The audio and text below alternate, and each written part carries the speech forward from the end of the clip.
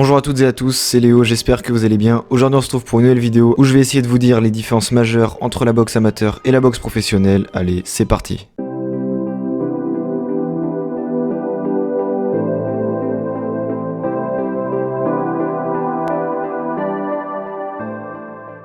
Avant de commencer cette vidéo, petit disclaimer, je sais qu'il y a déjà une vidéo à ce sujet qui a été réalisée par Rikansk et que je salue et dont j'apprécie le travail, mais si je fais une vidéo sur ce sujet alors que Rikansk en a déjà fait une, c'est parce qu'à l'inverse de lui qui a fait une vidéo avec un fond intéressant, avec deux boxeurs professionnels qui pouvaient parler de leur expérience et de leurs différences que eux voyaient, moi je vais vous présenter les différences de manière formelle, point par point, et sans l'expertise de boxeurs professionnels bien sûr, vu que je suis tout seul. Voilà, d'ailleurs je tiens à vous dire que vous aurez le lien de sa vidéo en description parce que je trouve que c'était quand même une vidéo de qualité avec un contenu intéressant, donc je vous inviterai à aller la voir à la fin de cette vidéo. Je tiens aussi à préciser que cette vidéo s'adresse aux personnes qui commencent à s'intéresser à la boxe et qui ne connaissent pas les différences majeures et mineures, parce que oui, il y aura aussi certaines différences que même les boxeurs expérimentés ne connaissent pas forcément, voilà, entre la boxe pro et amateur, mais aussi à ceux qui connaissent les principales différences mais qui veulent en savoir plus. Donc voilà, cette vidéo s'adresse un petit peu à tout le monde. Donc d'ailleurs, s'il y a des points que j'ai oubliés ou que j'aurais mal abordés, n'hésitez pas à me le faire savoir en commentaire pour que les viewers en soient tenus informés, et moi aussi d'ailleurs.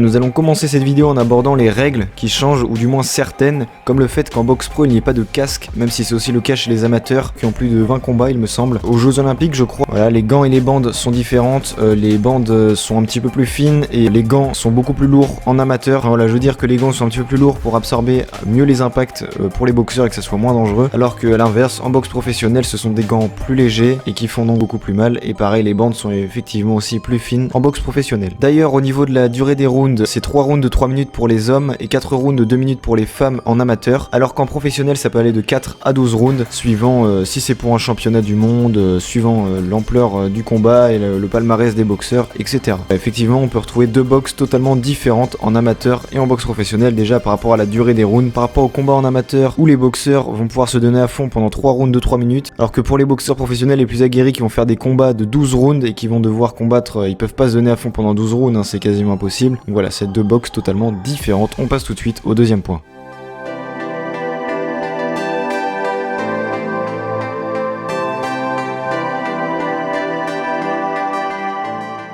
Alors pour ce deuxième point, on va parler de la comptabilité qui est différente, que ça soit la boxe amateur ou la boxe professionnelle. Alors déjà, faut savoir qu'en boxe amateur, le résultat est déterminé par le nombre de coups, et un coup est accepté lorsqu'au moins 3 des 5 juges pointent le coup dans la même seconde. Cela est enregistré au moyen d'un ordinateur. Tout au long du combat, il enregistre les données et à la fin affiche les résultats. Et ce système permet des jugements compréhensibles et limite les manipulations, voilà, bien évidemment. Alors qu'en boxe pro, les points sont attribués à chaque coup considéré comme net, puissant et précis. Actuellement, les combats sont notés selon le système à 10 points. Dans cette méthode, le vainqueur d'un round reçoit 10 points et le perdant 9 ou moins selon le cas. À la fin du combat, les points sont additionnés pour chaque juge et le vainqueur est celui qui l'emporte pour la majorité des 3 juges. Allez, on passe tout de suite au troisième point.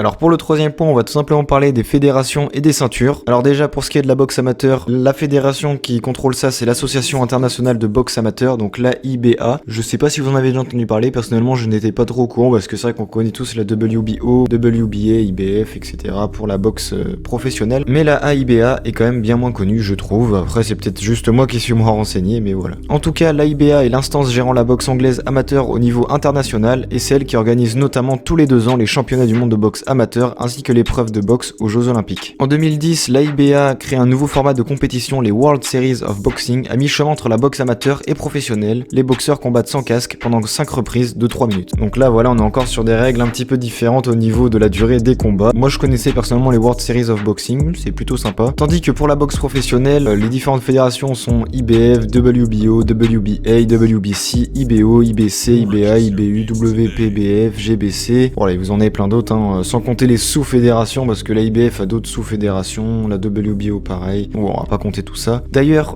voilà, par rapport aux différentes fédérations, aux ceintures, etc., je vous renvoie vers la vidéo de Jean-Charles, de la chaîne Box Attitude, qui a fait une vidéo sur la mafia des organisations, je sais plus exactement. Je pense que je vous mettrai le lien dans la description, c'était assez intéressant. Donc voilà, on passe tout de suite au quatrième point.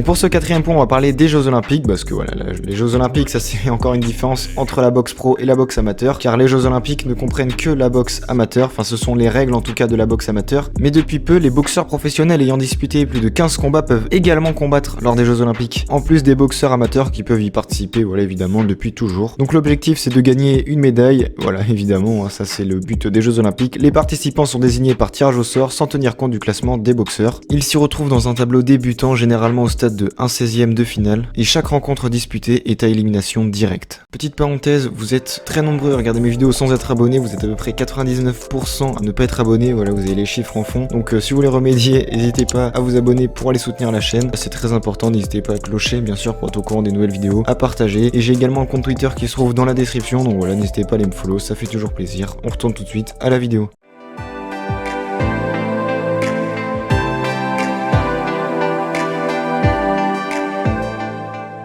Et pour ce 5e point, nous allons parler de la tenue. Alors à la différence des amateurs qui doivent porter un casque, une coquille et un maillot, le boxeur pro quant à lui ne porte rien de tout cela et a des gants beaucoup plus minces. De plus, l'amateur doit porter un maillot de couleur différente du short afin que la ligne de la ceinture soit clairement visible, à part au JO, comme vous pouvez le voir sur la photo en fond.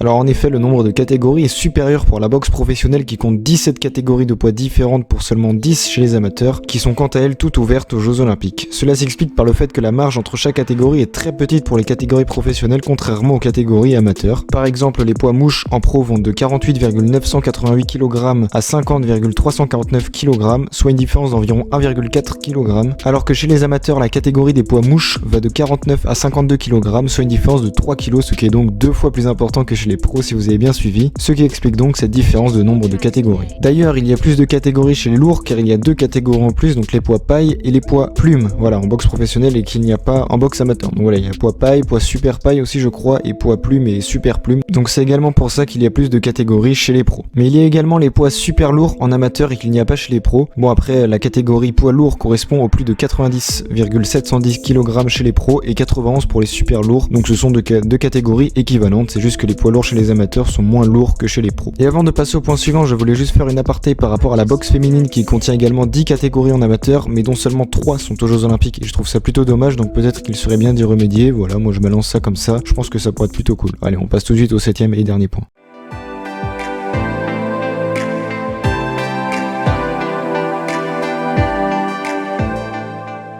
Alors pour ce 7e et dernier point, je vais vous parler de plusieurs choses en fait. On va tout d'abord commencer par le côté financier. Pour les boxeurs professionnels, la boxe est leur travail à plein temps et ils sont payés pour combattre par l'organisation parrainante, tandis que les amateurs peuvent poursuivre d'autres emplois tout en s'efforçant de participer à des événements pertinents. De plus, les amateurs ne sont pas autorisés à exiger une rémunération pour leur combat, mais ils peuvent également gagner de l'argent grâce à des annonces, des promotions, des récompenses, voilà, des sponsors, etc. Outre ces différences techniques, le style de combat est aussi très différent. Les pros sont généralement plus défensifs et ont une meilleure endurance, tandis que les amateurs lancent plus de coups par ring tout en mettant l'accent sur la vitesse de frappe. C'est pour ça que la boxe amateur et la boxe professionnelle ne sont pas le même sport, mais également chez les pros, les combattants sont autorisés à prendre plus de KO avant l'arrêt d'un combat. La sécurité du combattant est importante, mais c'est une entreprise qui a besoin de vendre des billets. Tandis que la boxe amateur est plus construite autour de l'esprit sportif, alors que la boxe pro est construite autour du divertissement, principalement.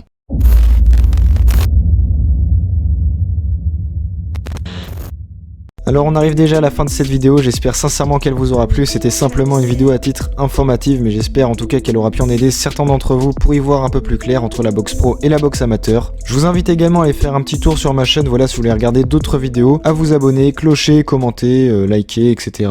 Donc voilà, je sais que je me répète, mais c'est vraiment très important pour l'évolution de la chaîne, et sur ce je vous dis à la semaine prochaine pour une nouvelle vidéo, allez bye.